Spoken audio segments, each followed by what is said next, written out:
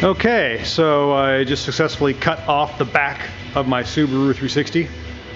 There's the back half of the body, and it's pretty much a tube frame, as you can tell. It looks like a Baja racer now, but now it doesn't bother me so much. I can get in here and I can work on stuff. It was always so tight, I was always cutting my knuckles. So I'm really glad that I did that. I couldn't decide where, and I didn't want to booger up the door frame because they're suicide doors and they're a problem even when the frame is good.